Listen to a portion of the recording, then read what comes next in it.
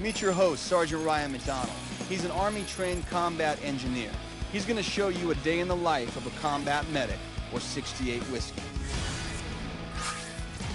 68 Whiskey, healthcare specialist, commonly known as combat medic. These are the first responders to wounded soldiers in the battlefield. At the end of their training, these recruits are going to be highly valued emergency medical responders. These are the heroes that save our heroes.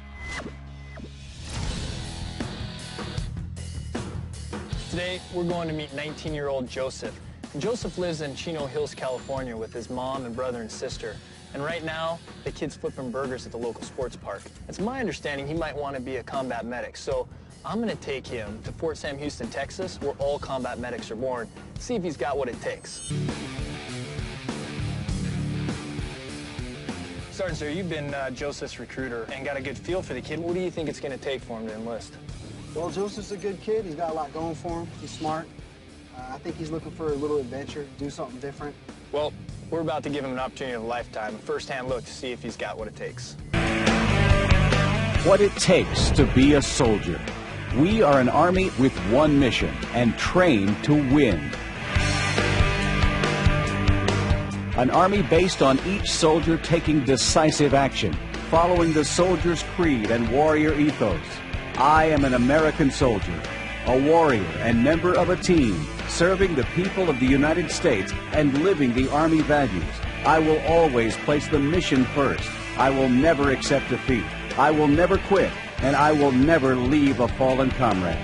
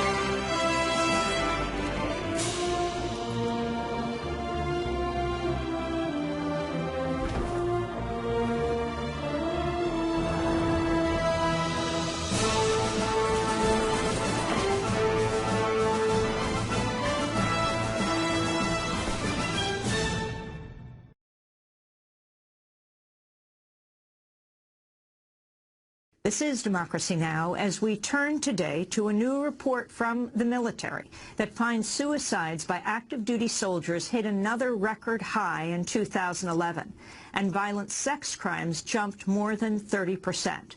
More than half of the sex crimes victims were active duty female soldiers aged 18 to 21. There's a new documentary, a very important one. It's called The Invisible War, and it proves that the ugliest battles sometimes can take place far from the front lines. Two women serving in the military claimed that they were raped by fellow officers.